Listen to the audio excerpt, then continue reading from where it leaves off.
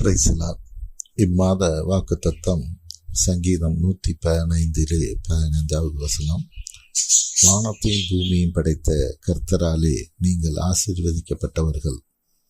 இந்த வசனம் ஒரு நினைப்பூட்டுதலால் கூட இருக்கலாம். ஒருவர் யாராலே எப்படிப்பட்டவராலே ஆசீர்வதிக்கப்பட்டு இருக்கிறார் என்பது முக்கியம். அது மட்டுமல்ல, இந்த அறிக்கையானது வேறொரு தெய்வத்திற்கும் போகாது. ஏனெனில் வானத்தையும் பூமியை உண்டாக்கினவர் கர்த்தராகிய இயேசு கிறிஸ்து மட்டுமே. மேலும் இவர் சாதாரணமானவர் அல்ல. வானத்தையும் பூமியையும் பார்க்கும்போது அது அவரது மகிமையை வெளிப்படுத்துகிறது என்று வேதம் சொல்லுகிறது.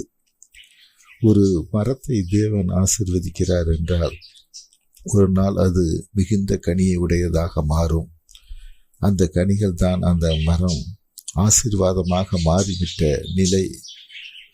ஏனென்றால் அந்த கனிகள் தான் அநேகருக்கு பயனுள்ளதாக விளங்குகிறது. யோசேப்பு சிறு வயதிலே தேவ உறவை பெற்று ஆசீர்வதிக்கப்பட்டு விட்டான். ஆனால் அவன் அடிமையாகவும் சிறை கைதியாகவும் துன்புற நேர்ந்தது. ஒரு நாள் அவன் தேவனால் ஆசீர்வதிக்கப்பட்ட நிலை ஏற்பட்டது.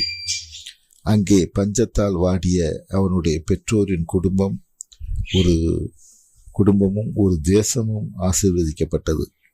ஒரு மரம் திடீரென்று வளமையுடையதாக மாறிவிடுவதில்லை.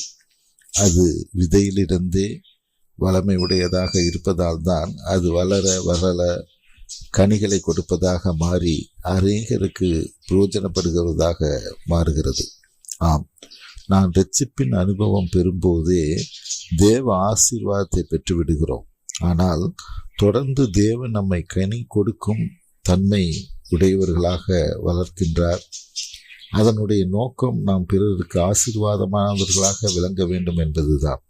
ஆனால் அநேகர் தங்களுடைய பல வருட இரட்சிப்பின் அனுபவம் இருப்பதாக கூறுவார்கள். ஆனால் கடைசி வரை யாருக்கும் ஆசீர்வாதமானவர்களாக விளங்குவதில்லை. அவர்கள் தேவனால் ஆசீர்வதிக்கப்பட்ட நிலை அடையவில்லை என்பதே அதன் பொருள். பிறருக்கு பயன் தராதவர்கள் தேவனால் ஆசீர்வதிக்கப்பட்டதாக கூறுவது ஒரு சந்தேகத்துக்குரிய ஒரு காரியமே. தேவனோடு எப்பொழுது நமக்கு உறவும் ஐக்கியமும் ஏற்படுகிறதோ அப்போதே நாம் ஆசீர்வதிக்கப்பட்டவர்கள் என்ற நிலையை பெற்றுவிடுகிறோம்.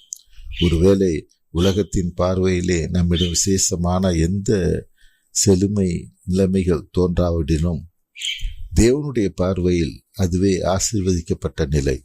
ஏனென்றால் இந்த பாவ உலகத்தில் சர்வ வல்லமை உள்ள தேவனோடு நமக்கு ஏற்படும் உறவும் ஐக்கியம்தான் மிக பெரிய நிலையான ஒரு ஆசீர்வாதம் என்பதை நாம் உணர்ந்தவர்களாக இருக்க வேண்டும்.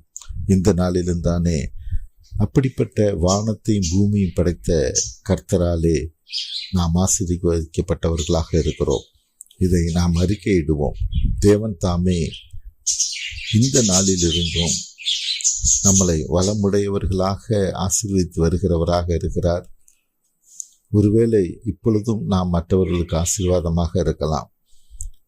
அப்படிப்பட்ட காரியங்கள் இல்லாது இருக்குமானால் நிச்சயமாக வருகிற நாட்களிலே நாமும் கனி கொடுக்கிறவர்களாக மாறி மற்றவர்களுக்கு ஆசீர்வாதமாக இருக்கும்படிக்காய் தேவன் ஒரு நாள் நம்மை உயர்த்துவார். நிச்சயமாக வானத்தையும் பூமியை படைத்த கர்த்தராலே நான் ஆசீர்வதிக்கப்பட்டு இருக்கிறேன் என்றபடியாய் ஒவ்வொரு நாளும் அறிக்கையிடுவோம். தேவன் தாமே நம்முடைய தேவைகளை மட்டும் சந்திக்கிறவர் அல்ல. ஆபிரகாமை நீ ஆசீர்வாதமாய் இருப்பாய் என்று ஆசீர்வதித்தார். அவனுக்கு மட்டுமல்ல, அவன் ஆசீர்வாதமாய் மற்றவர்களுக்கும் இருந்தான் என்கிறதை வேதத்திலே பார்க்கிறோம். அப்படிப்பட்ட ஒரு ஆசீர்வாதத்தை தேவன் தம்மினே இந்த நாளிலே நமக்காக வைத்திருக்கிறார். நாம் ஜெபிப்போம். தோத்திரம் ஆண்டவரே, உமது எல்லையில்லா கிருபைக்காய் நன்றி செலுத்துகிறோம் அப்பா. வானத்தையும் பூமியும் நாங்கள் பார்க்கிற போது, அதன் மகிமையை பார்க்கிற போது, தேவனே நீர் எப்படிப்பட்ட தேவனாக இருக்கிறீர்.